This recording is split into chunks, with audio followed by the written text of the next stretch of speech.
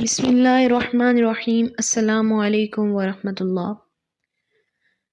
ناظرین محترم، احادیث مبارکہ کی کتابوں میں جہاں قیامت کی نشانیوں کا ذکر ہوا ہے، انہی میں سے ایک اہم و خاص نشانی امام مہدی علیہ السلام کا ظہور ہے۔ حضور علیہ السلام نے فرمایا کہ مہدی میرے خاندان سے، میرے اہل بیت سے ہوں گے، ان کا نام میرے نام پر اور ان کے والد کا نام میرے نام پر ہوگا۔ محمد ابن عبداللہ ان کا نام ہوگا۔ پھر یہاں سے جائیں گے اور یہ ایلیا کو واپس لینے والے، یہ مسجد سے چلنے والے لشکر ہوں گے۔ یہ علاقہ خراسان اور پاکستان، جب یہاں نظام خلافت قائم ہوگا، یہاں سے فوجیں چلیں گی اور کوئی طاقت ان کو روک نہیں سکے گی، ان کا منہ پھیر نہیں سکے گی، یہاں تک کہ ایلیا حضور کے زمانے میں یروشلم کا نام تھا، یہاں تک کہ ایلیا میں جا کر نصب ہو جائیں گے۔ امام مہدی علیہ السلام کا نام امام المنتظر بھی ہے، کیونکہ امام مہدی علیہ السلام کا انتظار کیا جا رہا ہے۔ امام مہدی علیہ السلام حضرت علی رضی اللہ تعالی عنہ اور حضرت فاطمہ رضی اللہ تعالی عنہا کی اولاد میں سے آخری خلیفہ یا 12ویں امام ظاہر ہوں گے۔ امام مہدی علیہ السلام کی پیدائش مدینہ میں ہوگی۔ ان کا نام محمد، ان کے والد کا نام عبداللہ ہوگا اور ان کی والدہ کا نام آمنہ ہوگا۔ امام مہدی علیہ السلام کا ذکر کئی احادیث میں ذکر کیا گیا ہے۔ حضور علیہ السلام نے فرمایا، قیامت قائم نہ ہوگی یہاں تک کہ میرے اہل بیت میں سے ایک شخص کی حکومت پوری دنیا پر قائم نہ ہو جائے گی۔ حضرت علی رضی اللہ تعالی عنہ کی حکومت پوری دنیا پر قائم نہ ہونے کی وجہ یہ بھی تھی کہ شام سے بغاوت پھوٹ پڑی تھی، اور امام مہدی علیہ السلام کے دنیا میں تشریف لانے کے بعد پوری دنیا پر اسلامی خلافت کو قائم کرنے کے بعد اس پیشن گوئی کو پورا کرنے والے ہوں گے۔ امام مہدی علیہ السلام جب 40 سال کی عمر کو پہنچیں گے تو پہلی بار سفید لباس میں لوگوں کے درمیان ظاہر ہوں گے۔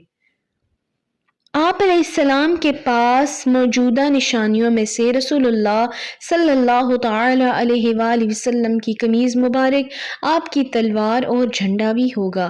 عرب کے مسلمانوں میں ایک بڑے مسلمان حکمران کی وفات دوران حج ہوگی تو مسلمان آپس میں جھگڑا کریں گے، مسلمانوں کے 2 گروہوں میں تقسیم کر ڈالے گا، جس کی وجہ سے مکہ میں بہت زیادہ قتل و غارت اور خون ریزی کا منظر ہوگا۔ اس وقت رکن یمانی اور مقام ابراہیم کے درمیان تمام لوگ امام مہدی علیہ السلام کو ثالثی بنا کر آپ کے ہاتھ پر بیعت کریں گے۔ اس جھگڑے کا خاتمہ اس وقت ہوگا جب سب لوگ امام مہدی کو اپنا امام تسلیم کر لیں گے۔ اگر ہم موجودہ حالات پر غور کریں تو ہم دیکھیں گے کہ امام مہدی علیہ السلام کے ظہور کی 70 سے 80 نشانیاں پوری ہو چکی ہیں، اور یہ 70 سے 80% نشانیوں کو اگر ہم دیکھیں، قیامت کی علامتوں میں سے 2 طرح کی علامتوں کا ذکر ہوا ہے: علامات صغیرہ چھوٹی نشانیاں، علامات کبیرہ بڑی نشانیاں۔ آج سے گزشتہ 10 سالوں کا موازنہ کیا جائے تو ان 10 سالوں میں بہت سی نشانیاں پوری ہو چکی ہیں۔ انہی نشانیوں میں شہر یروشلم قرب قیامت کے حوالے سے بہت اہمیت کا حامل ہے۔ شہر یروشلم دنیا کے 3 بڑے مذاہب، مسلمانوں کے لیے، عیسائی اور یہودیوں میں بہت زیادہ مقدس مانا جاتا ہے۔ جب مسجد اقصی کو شہید کر کے اس کی جگہ ہیکل سلیمانی کی تعمیر کا آغاز کریں گے تو تیسری عالمی جنگ کا آغاز ہوگا، جس کے بعد امام مہدی اس جنگ کی قیادت کریں گے اور مشرق سے فوجیں نکلیں گی اور خراسان سے ایک کالے جھنڈوں والی جماعت امام مہدی علیہ السلام کا ساتھ دینے کے لیے نکلے گی، جو کہ بیت المقدس میں پہنچنے کے بعد امام مہدی علیہ السلام کی فوج میں شامل ہو جائے گی۔ خراسان آج سے 1400 سال پہلے پاکستان، افغانستان اور ایران کے کچھ علاقوں کو کہا جاتا تھا۔ امام مہدی علیہ السلام کی فوج فتح حاصل کرتے ہوئے یروشلم کو بھی حاصل کر لے گی۔ یروشلم میں اس وقت امریکی سفارت خانہ پوری طرح کام کر رہا ہے۔ دی تھرڈ ٹیمپل آرگنائزیشن، جو ہیکل سلیمانی کے مکمل نقشے کو تیار کیے ہوئے ہے، اس کا مقصد پوری دنیا کی توجہ کسی اور طرف کرنے کے بعد ہیکل سلیمانی کو تعمیر کرنا ہے، جس کے بعد ان کے مسیحا دجال کی راہ ہموار ہوگی اور یہودی حکومت پوری دنیا میں قائم ہوگی۔ مکہ مکرمہ میں لوگ امام مہدی علیہ السلام کے ہاتھ پر بیعت کریں گے۔ اس وقت امام مہدی علیہ السلام کے مخالفین میں سے سب سے بڑا مخالف شام کا حکمران، جو رسول اللہ صلی اللہ علیہ وآلہ وسلم کی حدیث کے مطابق بنو کلب نسل سے ہوگا، جو علوی خاندان کا ایک قبیلہ ہے۔ بنو کلب کا یہ حکمران امام مہدی علیہ السلام کے لشکر کو روکنے کے لیے مکہ اور مدینہ کے درمیان لشکر بھیجے گا، مگر اللہ اس کے لشکر کو درمیان راستے میں ہی زمین میں دھسا دے گا۔